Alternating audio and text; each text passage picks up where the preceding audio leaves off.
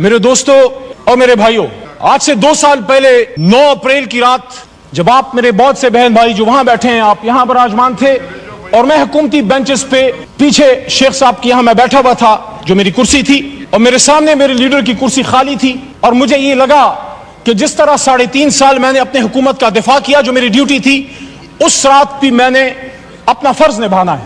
مجھے بہت سے لوگوں نے پوچھا بعد میں پورے پاکستان میں جب میں گیا ہوں کہ آپ کو اس طرف بیٹھے لوگوں سے ڈر نہیں لگا؟ وہ 170 172 تھے۔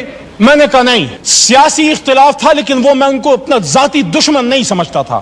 تو آج جو میں یہ بات کرنا چاہ رہا ہوں وہ یہ ہے کہ جب پچھلے 2 سال کی طرف میں مڑ کے دیکھتا ہوں تو مجھے وہی کہانی ریپلیکیٹ ہوتی نظر آتی ہے جو آج سے 50 سال پہلے اس ایوان کے ایک منتخب قائد ایوان کو جب پھانسی کے تختہ دار پہ لٹکایا گیا۔ پاکستان تو نہیں بدلا، فرق صرف یہ ہے کہ کبھی ہتھکڑی ڈال کے نواز شریف کی طرح جہاز میں بٹھا کے ملک سے دربدر کر دو، کبھی بے نظیر بھٹو کی طرح شہید کی طرح باپ پھانسی پہ چڑھ چکا ہے، بیٹی کو پاکستان میں رہنے کی اجازت نہیں، ماں سمیت اس کو ملک سے دربدر کر دیا گیا، جو وہ پتہ نہیں 17 18 یا 20 سال کی ہوگی، مجھے نہیں پتا، but she was young and unmarried at that time. واپس آتی ہے پھر دربدر کی جاتی ہے، and she was forced to go to exile once again and her life ended in Liaquat Bagh where she was martyred on 27 December 2007۔ وہی لیاقت باغ راولپنڈی جہاں سے پاکستان کو مضبوط ہونا تھا، مضبوط ہونا ہے اور مضبوط ہوگا، اسی راولپنڈی میں لیاقت علی خان شہید ہوا۔ تو جب ہم بھی پاکستان بنانے والے ہیں، آپ بھی پاکستان بنانے والے ہیں، تو پھر بار بار کیوں ہمیں یہ کہنے کی ضرورت پڑتی ہے کہ نثار میں تیری گلیوں کے اے وطن جہاں چلی ہے رسم، کہ کوئی نثر اٹھا کے چلے، جو کوئی چاہنے والا طواف کو نکلے، نظر چرا کے چلے، جسم جا بچا کے چلے۔ میرے بھائی تار اور چھوٹا بھائی بیٹھا ہے، میں احترام کرتا ہوں آپ کی جماعت کی سیاسی لیڈرشپ کی جدوجہد کا جو اگر انہوں نے کی ہے، لیکن جہاں ہم اس بات کو کنڈیم کرتے ہیں کہ جب ایک طالع آزما پرویز مشرف نے ایک منتخب وزیر اعظم جس سے ہمیں لاکھ اختلاف ہے، کبھی میں مسلم لیگ نون کا نہ ووٹر رہا ہوں، نہ سپورٹر رہا ہوں، نہ کارکن رہا ہوں، لیکن ہتھکڑی ڈال کے جب ملک بدر کیا گیا تو پھر آپ سے بھی ایکسپیکٹیشن ہے کہ آپ کا بھی لاکھ اختلاف ہوگا، لیکن جب آپ یہاں تشریف فرما تھے، یہی شہباز شریف صاحب قائد حزب اختلاف کی کرسی پہ ہوتے تھے، لیکن وہاں اس کرسی پہ جو آدمی بیٹھا ہوتا تھا عمران خان، وہ چاہے آپ اس کو پسند نہ کریں، آپ کو پسند نہ آئے، لیکن قائد ایوان تو تھا، اس کو اسی پاکستان میں وزیر آباد میں گولیاں مارے گی، 4 گولیاں کھا کے وہ بیٹھا ہے اڈیالہ جیل میں۔ کیا اڈیالہ گونٹانامو بے ہے جناب اسپیکر صاحب، ڈپٹی اسپیکر صاحب؟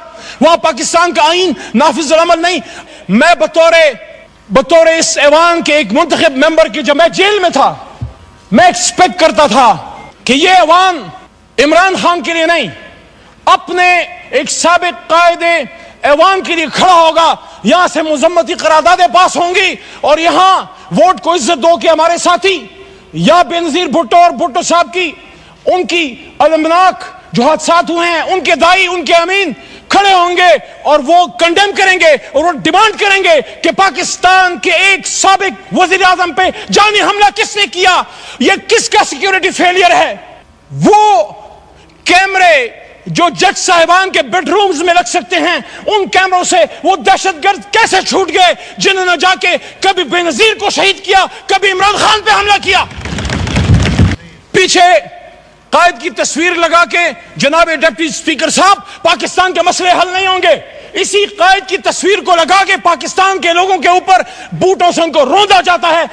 قائد اعظم نے 1948 میں جناب ڈپٹی اسپیکر صاحب فرمایا تھا، اور آرم فورسز کو کوٹا سٹاف کالج میں جا کے بات کرتے ہیں، قائد کی بات کریں، بتائیں ان کو جن کو قائد کی فرمان اور جن کو قائد پسند نہیں ہے، جن کو قائد کی لیڈرشپ کے احکامات پسند نہیں ہے، وہ پھر اپنے لیے کوئی اور ملک جا کے ڈھونڈ لیں۔ پاکستان میں رہنا ہے تو قائد کی سٹیٹمنٹس، ان کے حکم پہ پاکستان چلے گا۔ 1948 founder of Pakistan Quaid Azam Muhammad Ali Jinnah staff college Cs, arm forces کو کہہ رہے ہیں، آئی ہوپ اس کو بیپ نہ کر دیا جائے، یہ قائد اعظم کا فرمان ہے، عمران خان کا نہیں، آپ کو عادت پڑ گئی ہے بیپ کرنے کی۔ آئی وانٹ ٹو ریمبر آپ کی اجازت سے that the executive authority flows from the head of the government, which is the chief executive, which is the prime minister of Pakistan. اس کو گورنر جنرل ہوتے تھے سر۔ This is the legal position. Do not forget that the armed forces are the servants of the people.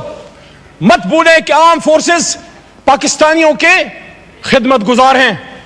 You do not make national policy. Armed forces को कह रहे हैं कि आप national policy नहीं बनाते. It is we the civilians. ये civilian leadership, ये जो 25 करोड़ की नुमाइंदा, ये जो गुलदस्ता इधर बैठा है, फॉर्म 47 या 45 पे बाद में आएंगे. इस वक्त ऐवान की बात है, यहां से पॉलिसी बनेगी. मैं नहीं कह रहा, वो कह रहा है. This is the legal position. Do not forget that the armed forces are the servants of the people. You do not make national policy. It is we the civilians who decide these issues, and it is your duty to carry out these tasks with which you are entrusted. क्या 1958 में हुआ? क्या 1977 में हुआ? क्या 1998 में हुआ?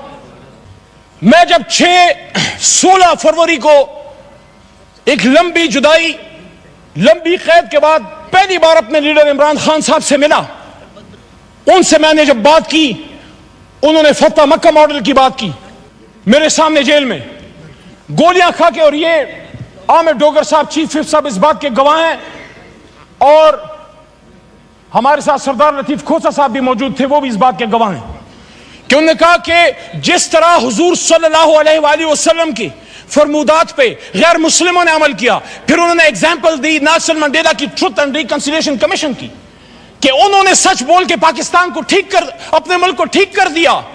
उन्होंने कहा मैं जाती इंतकाम पे बिलीव नहीं करता, जाती इंतकाम नहीं लूंगा. हां, जिसने कोई जुल्म किया है अदालत जाने और कानून, लेकिन सियासी इंतकाम नहीं. लेकिन सच बोलेंगे तो ट्रुथ एंड रिकंसिलिएशन कमीशन बनेगा. ये जो इस तरफ से वज़ीर आज़म के मुशीर, हालांकि उनको हम वज़ीर आज़म हमारा उसूली मौक़िफ़ नहीं मानते, लेकिन एक उनकी तरफ से दावत आई है, राना सनाउल्लाह साहब की तरफ से मुज़ाकरात की, आसिफ ज़रदारी साहब की तरफ से भी दावत आई मुज़ाकरात की. मैं आज तहरीक इंसाफ की तरफ से ये बात यहां रखना चाहता हूं कि कब इमरान खान साहब ने मुज़ाकरात से इनकार किया? 5 अगस्त को जब गिरफ्तार हो रहे थे, जब उनको उठाया जा रहा था, तो मेरे जनाब डिप्टी स्पीकर साहब, उन्होंने उस दिन भी कहा कि हम सबसे बात करने के लिए तैयार हैं, लेकिन बात की नुकात क्या होंगे? क्या हम सच पे आएंगे? क्या हम सच बोलेंगे? क्या हम सच बोलेंगे? ट्रुथ एंड रिकंसिलिएशन कमीशन के लिए सच्चाई जो है वो पहली शर्त है. देखिए जनाब डिप्टी स्पीकर साहब, अगर हम समझते हैं कि पाकिस्तान को ठीक होना है, तो फिर हम लोगों ने फैसले करने. हमें कोई ब्रोकर, कोई डीलर, कोई शख्स हमें नहीं चाहिए जो हम आपस में बैठाए. जब हम अपनी लड़ाई यहां से बाहर लेके जाएंगे, फिर सुप्रीम कोर्ट भी अमल में आएगी, और फिर पिंडी और अपारा बहुत सी जगह और अमल में आएंगी. मेरी आपसे दरखास्त है, स्पीकर की कुर्सी इनिशिएटिव ले. हमारा सबसे पहला नुक्ता जनाब इमरान खान साहब और असीरान की रहाई है. पॉलिटिकल केसेस हैं. वो शख्स जो वजीर आजम था, अचानक उस पे कैसे 150-200 केसेस बन गए? He is a political prisoner. He is a prisoner of conscience. And I'm not defending whatever atrocities have been done to you in the past. अगर हम उस पे जाएंगे तो फिर बात हल नहीं होगी.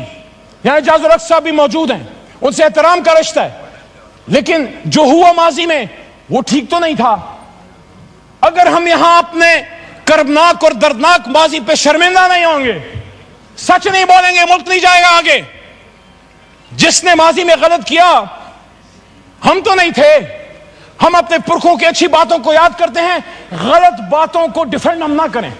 मेरा दादा पीर मोहम्मद साहब 1927 का मुस्लिम लीगी था उस जमाने में, आज वाला नहीं.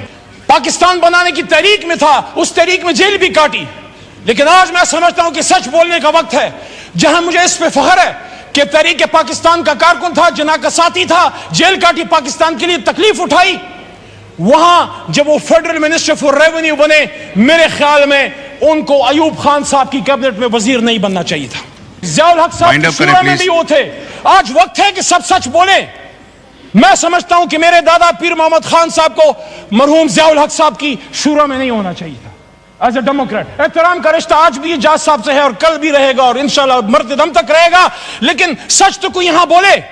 मैं जिस तरह पशेमानी का इजहार कर रहा हूं कि मेरा दादा ही वो पाकिस्तान बनाने की तरीक का सिपाही था, रेवोल्यूशनरी था, लेकिन एक गलती उनसे हुई. मैं एक्सपेक्ट करता हूं कि मेरा छोटा भाई है बिलावल साहब, چیئرمین ہے پیپلز پارٹی کا, ان کے خاندان نے قیمت چکائی ہے, لیکن ان کے دادا بھی فورن منسٹر تھے ذوالفقار علی بھٹو صاحب ایوب خان صاحب کے ساتھ.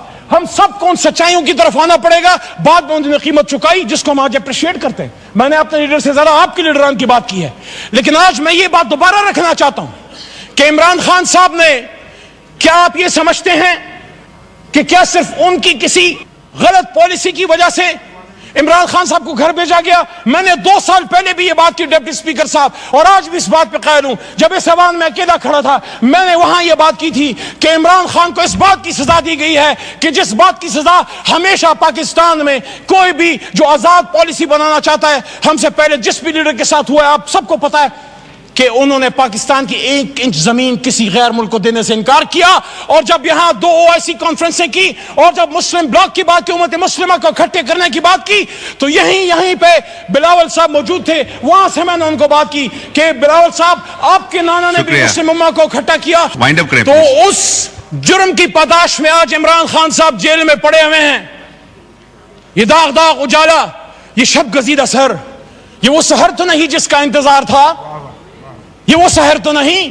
قائد اعظم نے اس لیے قربانی دی تھی کہ آج ہمارے فیصلے کوئی اور کریں گے. اور وہ کون ہیں جب اپنے لیمٹ میں رہیں گے؟ رسول صلی اللہ علیہ وسلم کی دفاع کیا, پاکستان کا دفاع کیا, آرم فورسز کا دفاع کیا, مسئلہ کشمیر کا دفاع کیا, فلسطین کا دفاع کیا. جب جیل میں اڈیالہ میں ممتاز قادری صاحب کے سیل میں, ڈیتھ سیل میں پڑا ہوتا تھا, میں سوچتا تھا کہ کیا جرم کر کے آئے ہو. جب اڈیالہ سے جیلم لے کے گئے, یہ میرے جیب سے یہ قلم لے لیا گیا, یہ تسبیح لے لی گئی, انہی جوتوں میں آج آیا ہوں جو جوتے میرے جیل میں اتار دیے گئے, یہ وکیل کا کوٹ میرے بدن سے اتار دیا گیا. کیا میں مجرم تھا؟ میں اپنے الحمدللہ اس کالے کوٹ پہ فخر کرتا ہوں جو پاکستان بنانے والے کا کوٹ ہے. شکریہ. قلم کی تسلیم مت کرو. میں دہشت گردی عدالت مردان سے بری ہوا. جب میں عدالت میں پیش ہوا, پہلے تو 3 MPO تھا, لیکن میرے پہ دہشت گردی کا دفعہ, آرمی ایکٹ جس کی سزا موت ہے. کیا میں دہشت گرد ہوں؟ کیا علی محمد دہشت گرد ہے؟ مردان نے تو پاکستان بنایا ہے, مردان کے بیٹے کو دہشت گرد بنا کے پیش کیا. میں ان جج صاحبان عدالت کو سلام پیش کرتا ہوں جو کسی پریشر میں نہیں آئے. اور ہائی کورٹ پشاور کے حکم پہ میں پھر ریلیز ہوا. تو میں DGI SPR صاحب سے پوچھنا چاہتا ہوں کہ آپ مجھ سے کون معافی مانگے گا؟ اور یہاں مبارک زیب آیا ہے جس کی بوڑھی ماں کل یہاں پہ آئی, اس کا بھائی ریحان زیب شہید ہوا, اس کی بوڑھی ماں سے کون معافی مانگے گا؟ مافیوں کے چکر سے نکلیں. اور وہاں پہ بیٹھتے ہیں سیاسی, آخری بات, سیاسی جماعتیں بیٹھیں, مسائل کا حل نکالیں, ورنہ یہی ہوتا رہے گا. کسی چور دروازے سے آنے کی ضرورت نہیں ہے. پنڈی ضرور جائیں, سری پائے کھانے جائیں, گیٹ نمبر 4 سے پرہیز کریں. آئیں تو عوام کی طاقت سے آئیں, فارم 47 پہ نہ آئیں. اور جب بھی آئیں جب عوام آپ کے پیچھے ہوگی, پاکستان آپ کے پیچھے ہوگا, اللہ آپ کے پیچھے ہوگا. اور اسی بات کے ساتھ جو میں نے 2 سال پہلے کی تھی کہ وَقُلْ جَاءَ الْحَقُّ وَزَهَقَ الْبَاطِلُ إِنَّ الْبَاطِلَ كَانَ زَهُوقًا, اور کہہ دیجئے اے میرے حبیب کہ جب حق آتا ہے تو باطل مٹتا ہے, اور باطل تو ہے ہی مٹنے کے لیے. پاکستان زندہ باد, پاکستان کی جمہوریت زندہ باد.